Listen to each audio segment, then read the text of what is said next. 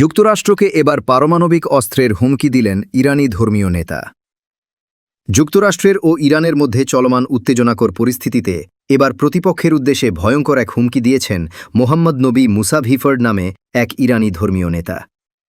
শুক্রবার ১৪ আগস্ট জুমার খুতবায় যুক্তরাষ্ট্র ও তার মিত্রদের উদ্দেশ্যে স্পষ্ট ভাষায় তিনি বলেন, প্রতিপক্ষরা যদি ইরানের অবকাঠামো ধ্বংসে আবারও যুদ্ধ শুরু করে তবে পারমাণবিক অস্ত্র হাতে তুলে নিতে বাধ্য হবে তেহরান। শনিবার ১৫ আগস্ট ইরানি সংবাদ মাধ্যম ইরান ইন্টারন্যাশনালের এক প্রতিবেদন থেকে জানা গেছে এমনই তথ্য। প্রতিবেদন অনুযায়ী ইরানের আহভাজ শহরে জুমার নামাজে ইমাম মোহাম্মদ নবী মুসা ভিফর্ড বলেন, ইরানের পারমাণবিক শক্তি অন্য কোনো দেশের বিষয় নয়। এটি একটি অভ্যন্তরীণ ব্যাপার এবং যদি কেউ এর অন্যথা মনে করে তবে তারা এসে যুদ্ধ করুক। তিনি আরও বলেন, পরিস্থিতি আরও খারাপ হলে ইরানি ক্ষেপণাস্ত্র ও ড্রোন হামলার শিকার হবে মার্কিন স্বার্থ। এ ধরনের সংঘাত শুরু হলে পারমাণবিক অস্ত্র হাতে তুলে নেবে ইরান।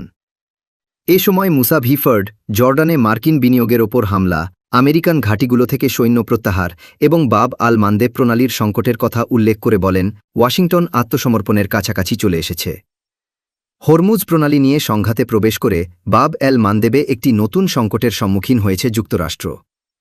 এদিকে ইরানের গার্ডিয়ান কাউন্সিল এবং অ্যাসেম্বলি অফ এক্সপার্টসের সদস্য ও ধর্মীয় নেতা আহমদ খাতামি দেশটির রাষ্ট্রীয় টেলিভিশনকে দেওয়া এক সাক্ষাৎকারে সম্প্রতি বলেছেন, ইরানের ক্ষেপণাস্ত্র সক্ষমতা ধ্বংস করতে ব্যর্থ হয়েছে যুক্তরাষ্ট্র।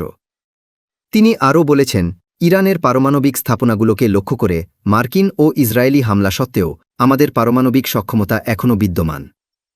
আমাদের পারমাণবিক শক্তি দেশের বিজ্ঞানী এবং পারমাণবিক জ্ঞানের ফসল।